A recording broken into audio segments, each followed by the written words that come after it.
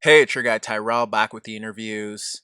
In today's video, we're going to briefly analyze the key tactical themes in Chelsea's narrow 1-0 win over Fulham. When we break down the game, when we do look at the board, we have Chelsea in a 4-3-3, and we saw Fulham start this game in a 5-4-1.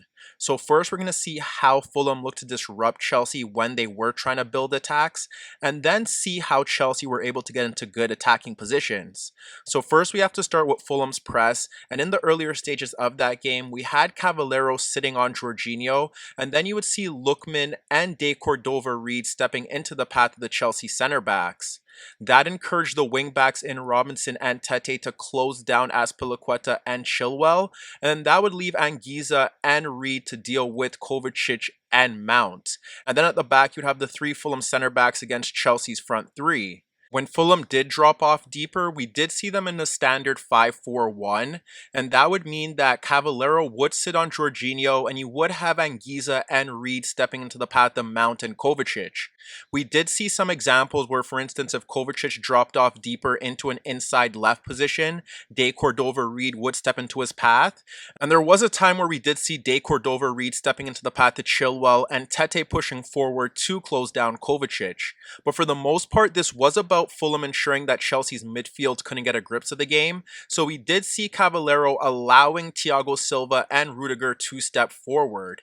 If he did look to apply pressure, what we often saw was that, for instance, if Cavallero stepped into the path of Thiago Silva, then that would see Reid step into the path of Jorginho and Cavallero blocking off the passing lane into the Chelsea deep-lying midfielder. But as expected, with Cavallero on Jorginho, Anguissa could push into Mount's half to apply pressure towards him, and Reid would do the same to Kovacic. That meant that Lookman would be tasked with Azpilicueta, and De Cordova-Reid would be tasked with Chilwell. The manner in which Mount and Kovacic looked to overcome their midfield issues was by pushing higher up the pitch, and we've seen Chelsea's shuttlers this season push as high as the center backs to occupy them.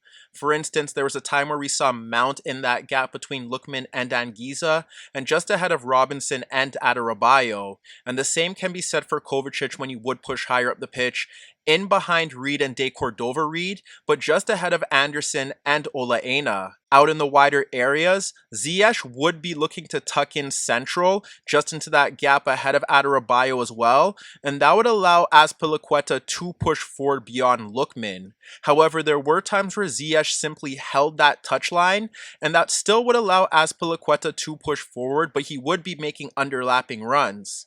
Meanwhile, over on Chelsea's left-hand side, Pulisic was in that gap between Aina and Anderson, and sometimes in between Aina and Tete, but his issue in that opening half was that he struggled to get the better of those two defenders, specifically Tete, in 1v1 situations, and that's why he couldn't get himself into good goal-scoring positions. So when you look to Chelsea's overall setup, the biggest issue here is that they couldn't get the ball into the midfielders when they were trying to build out of the back. And if you have Mount and Kovacic pushing higher up the pitch, you're still relying on Thiago Silva and Rudiger to break those lines because you have Cavallero boxing in Jorginho. So when we look at how Chelsea were able to create quality chances, they came very far and few due to Fulham's overall shape, but the combination of Giroud's link-up play and the threat down the right-hand side of Ziyech and Azpilicueta pushing forward was their best route. When you look to Giroud in particular, he was involved in some sequences, like for instance the time where he did combine with Mason Mount by flicking the ball into his path, and that saw Mount bypass Anguissa and then flick the ball over Adarabioyo to place Giroud in a goal-scoring position. There was a time where Azpilicueta won the ball off Lookman and fizzed it into Giroud ahead of Anderson in the Fulham box. And Giroud dropped the ball across Reid for Kovacic, and he ended up sliding it across the Fulham midfielder for Pulisic. While Kovacic was taken out by Reid, the ball still falls to Pulisic, and with Olaena not stepping towards the ball, Pulisic had enough time to bend an effort inches wide of the net. And then you could even look to the time where Mendy bypassed the Fulham press for Giroud, who brought the ball down with all three center backs dropping off. Giroud was between Robinson and Reid, and when he dropped the ball off into Ziyech, you could see Mount and Kovacic making runs into Fulham's half. With Giroud occupying two Fulham defenders, Ziyech was able to to slide the ball to Mason Mount, and that's when you saw Kovacic beginning to make a run between Olaena and Anderson. Mount ended up sliding the ball across Tete and Aina for Pulisic breaking towards the Fulham penalty area, and that's when you see Chilwell making an overlapping run towards the box. This ultimately resulted in Pulisic sliding the reverse ball to Chilwell breaking into left half space, with Aina and Tete attempting to recover their position, and they ended up blocking the cross for a corner. However, the key area that Chelsea were able to target to get into good attacking positions stemmed down their right-hand side, where they were able to constantly get passes beyond Lookman into the path of Azpilicueta, and that would allow him to push forward, with Ziyech often occupying Robinson or Adarabioyo. What ended up happening after that was that we would see Ziyech and Azpilicueta combine, or you would see Azpilicueta or Ziyech in an advanced wide position to deliver crosses into the box. Chelsea's best form this season has often revolved around Ziyech and Reece James pushing forward, but here with Azpilicueta, they did lack a bit of quality in terms of delivering crosses into the box. However, when we look to the first example, we see Thiago Silva playing the ball across Cavallero to split Anguissa and Reed for Ziyech, who shifted laterally into a pocket of space ahead of Adarabioyo. At this moment, you can see Giroud fighting for his position with Anderson. Ziyech ends up dummying Thiago Silva's pass into Giroud, as he did well to position himself ahead of Anderson to instantly lay the ball off into the path of Ziyech. At this moment, you could see Ziyech spinning across Reed towards goal. When Ziyech receives Giroud's layoff, he's in space away from the Fulham center backs, but he ends up firing a tame low effort at Areola. Shortly after that, Thiago Silva is free to step into Fulham's half with Cavallero not applying pressure, and he slides the ball across Lookman for an unmarked Azpilicueta.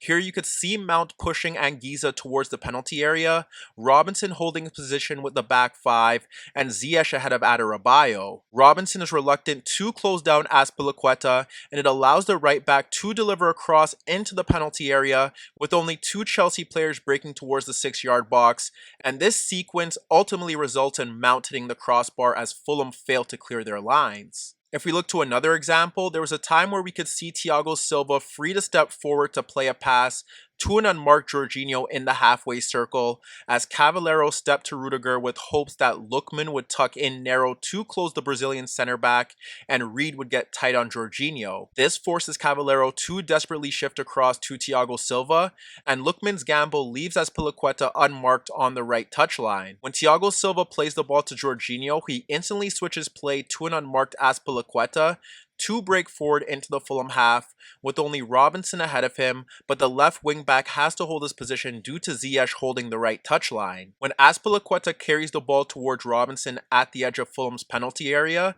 he places it into the path of Ziyech on the right touchline, and that places him in a position to create a legitimate goal scoring opportunity. However, when we look to Ziyech's options in the box, you can only see Pulisic within close proximity of the 6-yard box, as the Chelsea right-sided player prepares to deliver a cross into that zone. However, Ziyech's first-time ball into the 6-yard box is slapped away by Areola, and while you can critique the quality of his delivery, not one Chelsea player makes an effort to attack it. And even when we look to the second half, Fulham were forced into a tactical change due to Robinson sending off, and they ultimately shifted into a 4-4-1, with Olaena shifting into a left-back position.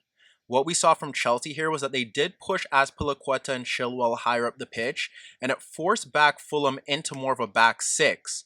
When we look at how Chelsea were able to get into good attacking positions, they still struggled due to the fact that Cavallero was on Jorginho, and although Mount and Kovacic did have more space, because now with Lookman and De Cordova Reed in deeper positions, that left gaps to the right and left of Anguissa and Reed in that midfield zone.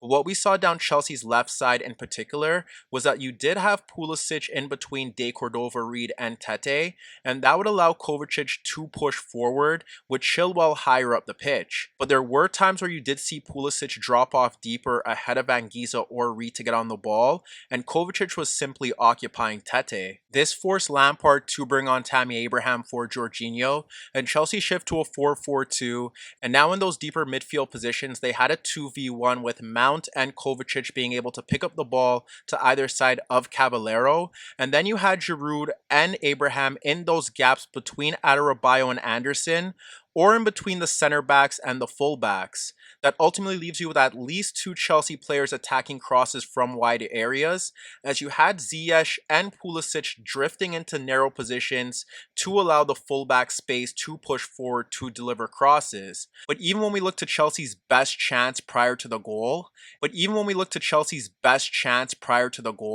it stems from their right side, where you have Azpilicueta receiving the ball ahead of Aina near the right touchline, and you could see Ziyech running beyond Reed and Lookman into space beyond the Fulham left back. When Azpilicueta slides the ball around Aina into the right channel for Ziyech, Lookman is still ball watching, and it forces Adebayo to shift over for cover. When Ziyech receives the ball in the right channel, you could see Azpilicueta making an underlapping run beyond Ola Aina and Adebayo into right half space. This results in Ziyech placing the ball onto his left foot ahead of Aina and Adebayo, and he could play the ball across Lookman for an unmarked Mount because Reed was dragged towards Azpilicueta's run.